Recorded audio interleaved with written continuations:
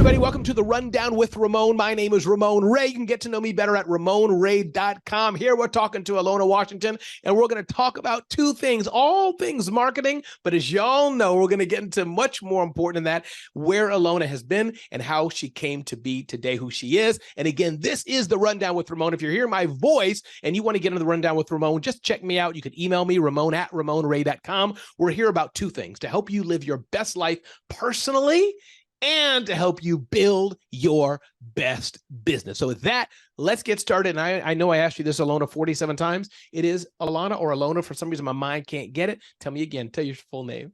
Oh, your mom got it right. It's Elona. Elona Washington, welcome. Tell us who you are today, who you serve, how we can reach you today. Brag about yourself and tell us who you are. Oh, man. If I brag about myself, it's going to take up the whole time of the show. That's okay. I got time. So I am Elona Washington, award-winning sales and marketer. I take your book from passion project to passion project. So I do what I can to make sure that your books are sold and your brand platform is elevated. I love this. So tell me, those who don't use you, Elona, those who don't use what I'm assuming you have a system and a process and all that, those who don't do this and do their book on their own, what's the difference? What are they missing? Those who don't use you and those who are like, yeah, I told my grandmother and I told my grandfather, I told them to promote the book, but I sold two, I think. Maybe I sold one. What's the major difference that we're seeing difference? Mm-hmm. The major difference is the support, because you can't do all things. You only have 24 hours in a day. You got a job, you got a husband, some kids, whatever, right? So what a lot of people don't realize is when you write a book, you basically created another business for yourself. So you may be an entrepreneur. You're like, okay, I want to write a book to help build my business, but that book becomes your business. So when most people come to me, they're overwhelmed. They're like, I didn't know I had to do all of these things just to sell my book. I thought I could put on Amazon and people would flock to it. It's like millions of books on Amazon. Why would they flock to it? I love that. The book becomes your business. I do understand that as one who's written 5 books. Didn't use Elona yet, but I think I might do that for my 6th or 7th book. But you're right. It takes the life out of you. People think, oh, I tweeted 2 times. Why didn't the New York Times pick it up? Well, because you only tweeted 2 times. We'll get into that in a minute. We'll go back. But tell us what brought you to this point today. You're clearly, because you and I hang in similar circles, a very successful business owner. Not perfect. Sure, you got your challenges, but you are on the rise. But tell us a little bit about your journey, where you've been and what brought you here today. Yes. So I have been marketing since 1999. So before the internet was the internet, and it was just a big old boring encyclopedia. So I fell in love with marketing then, and I've been marketing and doing sales ever since. What brought me to my entrepreneurial journey, honestly, I just cannot deal with the toxicity of corporate America. My system isn't built for it. I've tried to make it work, but it's just not me. I like freedom. I like independence. I like to, I don't know, on a Wednesday say, hey, I'm just going to go for a drive, right? And I don't like to answer to other people. Maybe because I'm the oldest and I'm bossy, that could be it. I'm also a Taurus, so that's probably a lot of it too. But this entrepreneurial journey, I have done it exactly 1 year, 1 month, and I've learned a lot. And what a lot of people don't realize is there's so much growth. Like, you don't think that you're going to grow as a person, but you really do become a different person. Like, as time goes by, you're a full-time entrepreneur, you're just thinking, I have to do this marketing thing, this accounting thing, this business thing, but you're going to grow as an individual. I love it. So you've been in this particular business for 1 year, 1 year and 1 month doing this. Yes. And remind us that the website, and remind us the name of your business one more time. The name of your business and the website. Tell us again. So I have 2 websites, 2 businesses. So I have C7 Marketing, which is my marketing company, and then I have the Author's Journey, where I focus on authors. Got it. Okay. And so before doing this 1 year of doing the marketing, what were you doing before that? And then before that, walk us through that journey of some of the pillars, the what do they call it? Jumping on the lily pads on the ocean, or pillars, whatever it is. Walk us through some of that trajectory you got here. So I was a marketer for a top traditional publisher, like the Fortune One. I mean, you'll find out on LinkedIn if you when you follow me. But I was a marketer for HarperCollins Christian Publishing. Say no more. Yes, so I learned a lot about the traditional publishing side of things, as well as the self-publishing side of things, because I've been self-published since 2016. So getting that traditional piece kind of just reiterate, reiterate, reiter, Reiterates. reiterate. I think. I'm not an English scholar. I talk gangster hood, so I don't know. But go I ahead. mean, I probably should be. This is like writing books, right? It's all good. It's been a long day. So reiterated the fact that authors need marketing.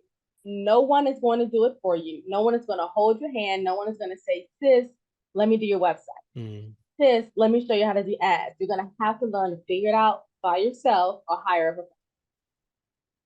I love it. I love it. You're so true about that. So what are some of the steps to marketing? What have you, if you had to talk to those who are working on their book, what are some of the secrets that you do? And again, people are just like, Ramon, how could you ask Elona that? Because people pay her for that. Well, I find it's like oil change. I've been on YouTube 4,782 times how to change my oil. Guess what? I'm gonna tell you a secret. I go down the block and pay them to change my oil. So whatever you learn right now is going to open your mind. But trust me, I don't think a lot of minds at all sharing it. So what are some of the things that we authors are missing or that we should learn, and put in a positive, that we should learn from you as we're launching our first books? What are 3 or 4, 5 or whatever things that, hey, stop doing this and do this? What are things you could share with us? The number one thing I will say is you need to start bragging about yourself, and you need to promote your book like it was released yesterday. So when people first release their book, they're excited all over social media. Everyone's buying copies, they're speaking, but then over time, they start to wane, right? So when they stop talking about it and they start pitching it, people are going to forget about it. So you need to continue to promote your book like it was released yesterday. I have a client, Elizabeth Liba. She actually sold 10,000 copies of her very first book. And she's with a traditional publisher, like a small traditional publisher. And if you see her on LinkedIn, she promotes that book like it was released yesterday. She does not stop. Best client ever. Let's see, what's something I really, really want? So it's a continuous process, by the way. Then it's not one and done. You're saying you could have published a book last year, 2 years, 10 years ago, whatever it were. I'm sure there's maybe some limit, but whatever it is, but you're constantly talking about it, promoting. It's part of your natural marketing. Is that, am I hearing what I'm saying correct? Exactly. So you want to build it into your ecosystem. So if you get a new client, you could build the price out and include the book, or you could give the book away for free. If you're speaking, there's no reason why you can't tell people about your book. Even if it's 2 years later, the book is still brand new to them. It's old to you, but it's new to millions and millions of other people, right? And there's actually something called a re-release. So if you really feel like you want to do a new cover, you want to add or subtract some of the content, do a re-release and make a big thing about it. And then you can have a re-release signing or a re-release talk, and you can bring more life back to it that way as well. I love it. What are your thoughts? Can we get into politics a bit? Okay. I'm gonna get into politics. It's gonna be very uncomfortable for you. Very uncomfortable. Get into politics. I don't know if you or your audience is ready, because I was raised by Republicans. Okay, so well, here we go. Well, here we go. Here we go. Well, these are the politics. So I should have given you a warning. Here's the politics. Are traditional book publisher or do it yourself? That's the politics. There's a fight going on. Like people outside my window now demonstrating. Don't go with the publisher because they don't do jack for you. Some people are saying don't do it yourself because it looked busted and your book can't sell because people know you're cheap and did it yourself. Help us demystify which way to go. What's the real truth from Elona Washington? So traditional publishers are not going to do it for you. You still have to do it yourself. I worked on campaigns with New York Times bestselling authors and USA Today bestselling authors, and they were hustling their books and they were self-published authors. Of course, we did the the editing, the book cover, all of that stuff. But they had their own team of marketers and a PR specialist and beautiful landing pages. They worked like they didn't have any support behind them. When people get that, they call it the signing bonus, that advance, but you got to pay it back. That money they want you to use towards marketing, and a lot of people don't. So, should you do traditional or self-publishing? If you're a woman, they say that 67% of self-published women authors have top-rated books. If you're a woman at a traditionally published house, that's only 38%. So women are seeing more success being self-published authors. But there's also, for some people, that burning desire, I don't know, some sort of validation to get traditionally published. It may not make sense financially, it may not make sense for your brand, but for whatever reason, you still want to be traditionally published. If you feel like that's something that you need to cross off your to-do list of life, go for it. Sure. You know, there's no reason behind it, but all the evidence points to the success of women self-published authors. And why do you think that is, by the way? And do you know why that is? I know women have a beautiful smile and people use more women as models than anything else. I don't know if that's part of it, or maybe it's not. I don't want to, but is there any reason why did the studies say? Traditionally published men authors exceedingly better than women. And I think it's because just the publishing industry as general. Built-in bias, just systemic over the years, it's just skewed the whole system. Exactly. Got it. And then tell us, Elona, what is it like to work with you and or your sisters or brothers in the book publishing and or book marketing industry? Because I think you do both, correct? You do both the publishing and marketing, yes? Okay. So what is it like to work with you? Somebody comes in and maybe give us a few scenarios. I'll give you some, and if you don't like it, just give your own. But I have a book inside. Elona, I have a book inside me. Oh my God, I want to do a book about my grandmama raised me and she made me eat bacon and grits for breakfast. Everybody has to hear the story, and I know you can do it. So I want to publish that book, and you know, it's about me and I want to do it. Okay, versus you're working with Jeremy, the accountant. I'm an accountant. You know, I could pay you to do it, but I want a book. So is there any difference in what you would tell those people, or give me a better scenario, but just wanted to, let's have some fun and talk about two different reasons for a book and what you would do. The biggest lesson I learned in my entrepreneurial journey is small business owners don't want to do marketing. So I have accepted that. And the way I work is it's more done for you, a little bit of done with you, but not too much where they feel overwhelmed. So I like to get to understand the person, the reason behind the book, and what they're looking to get from the book. And then we put a plan together based on that. I don't do cookie cutter marketing for anyone. So what I like to see is an author who's passionate about their story, who wants to use it to help others on a healing journey or a lesson learned, right?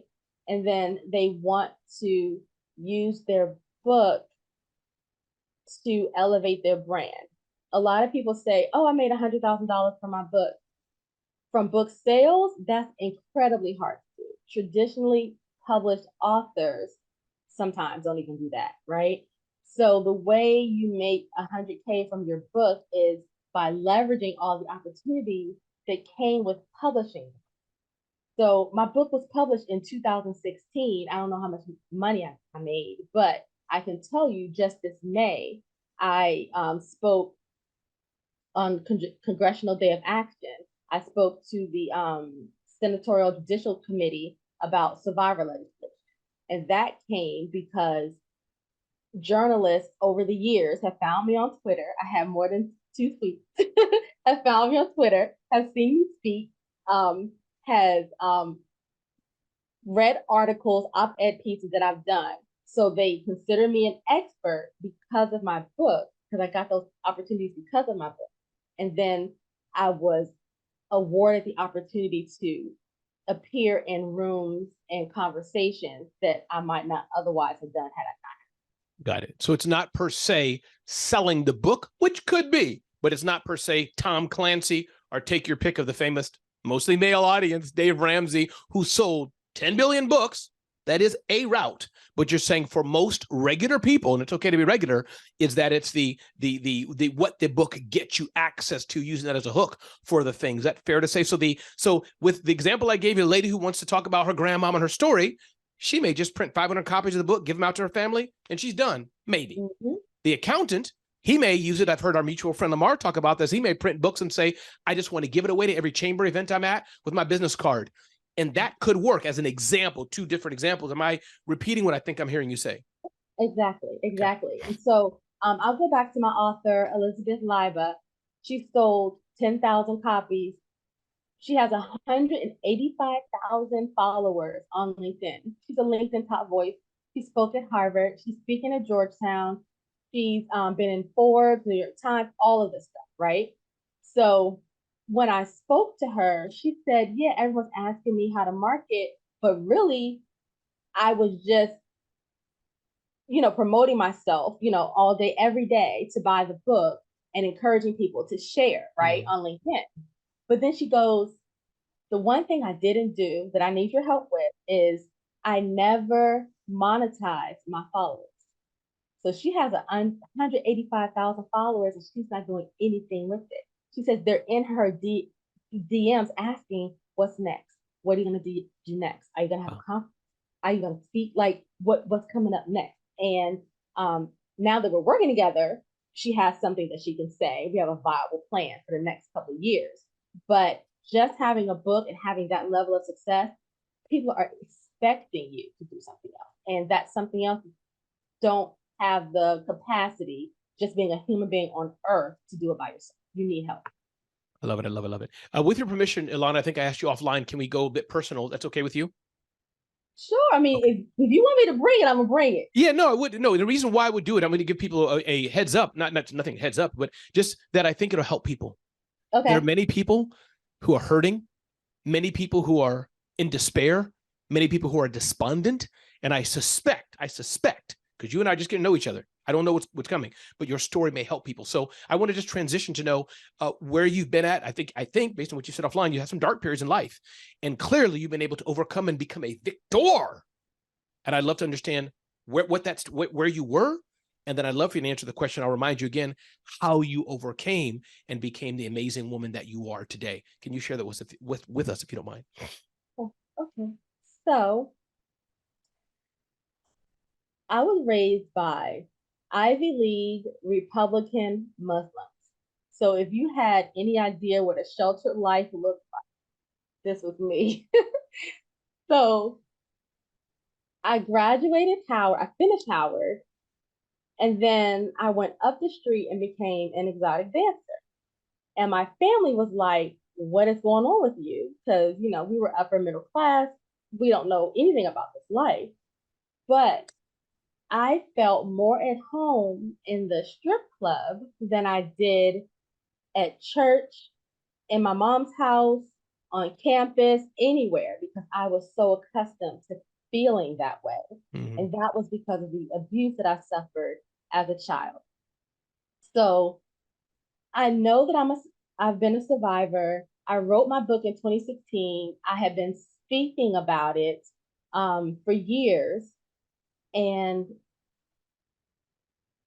just last year, I'm realizing how it affected every area of my life, my professional life included. And I didn't think what happened to me personally could affect how I performed at work, but it did. So last year, for whatever reason, I started having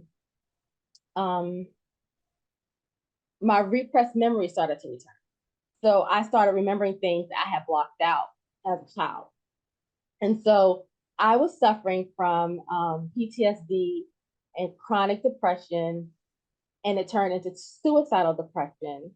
And then it got to the point where it started to affect my work performance, and it started to affect my personal life, my relationship with my son, everything, right? And so in my head, I said, well, I don't want to live with these memories. I don't want to live with my mental health diagnosis, and I'm doing everything wrong. I might as well just keep it. So I had a plan. I was going to see my son off to school. He's going to be a college freshman, and then I was going to be done with it.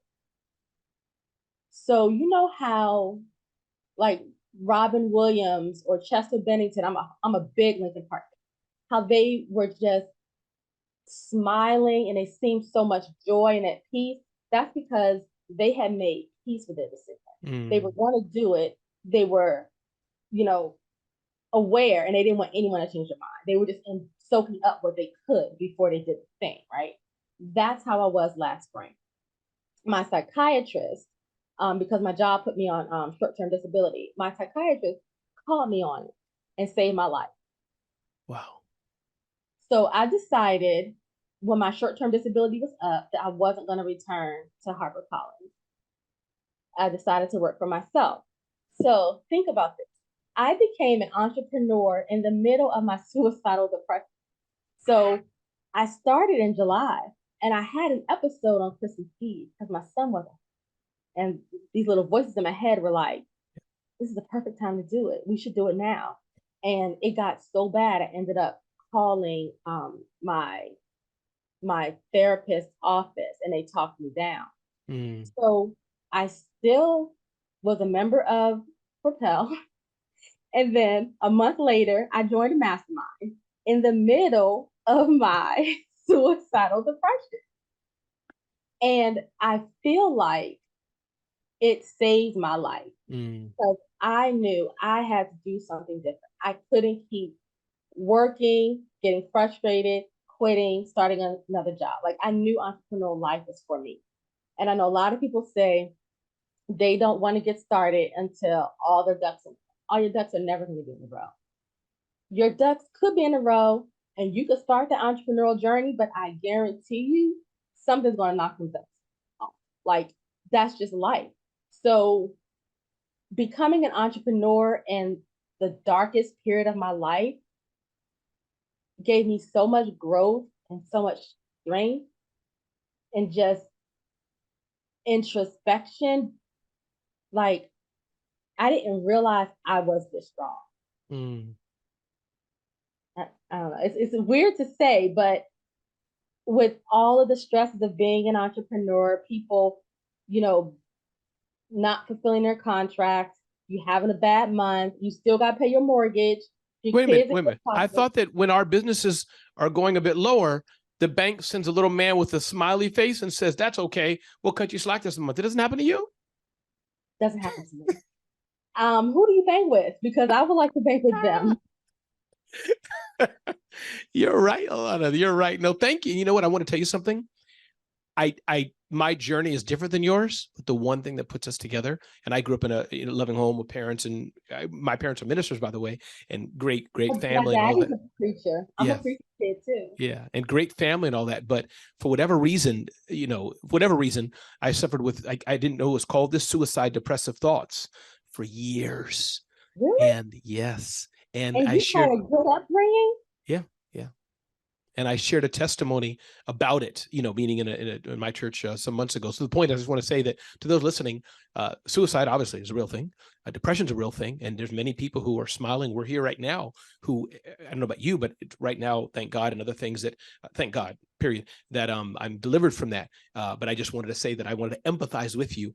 I know those thoughts. So I have my own journey to share that I could, but this is Elona Washington's time. So, but I just want to say thank you for sharing that. And the reason I wanted that to come out, because yes, we talk about business, and I'm going to ask you again some other things about your business in a minute here, but I wanted people to see that, yes, we now know how to market your book, everybody listening, but two, those of you who are suffering, those of you who are depressed, those of you who are sad, those of you who have to go to work, go to your journey and smile, but inside you come home, the lights are off and you're crying. We are living proof that however you can, there's many paths to it, you can be free and you can be victorious. So I wanted everybody to hear that, Elona, and thank you for sharing that. Thank you. And that's actually why I'm focusing on book marketing, because other people's stories throughout my life has saved my life. And when I read these stories from women that, I'll be stalking them on LinkedIn, then I'm jumping in their DMs. But I am sincere when I say I love their book and I want to help them re-release it and market it. It's because I can tell that they have good content. They have a good manuscript. They just didn't have the marketing team behind them. So for more people to experience it. And that's what I want to help people. I love it. I love it. Let's touch on the path of how you've grown your business as well. What are some of the journey points that are growing your business itself? I always like to dive into how people's businesses are growing. Any tips and thoughts you can give us? Has it been just a regular slow growth? Or is there any things, Ramon, we lost $1 million in this contract? Or, Oprah knocked on my door one day and said, here's 10 billion, be my publicist. What was your journey? Some steps to what got you to today that have helped you. So my journey is slow going. I haven't gotten my call from Oprah yet, but that'll happen. I got you. So my biggest lesson was to stop working with cheap people.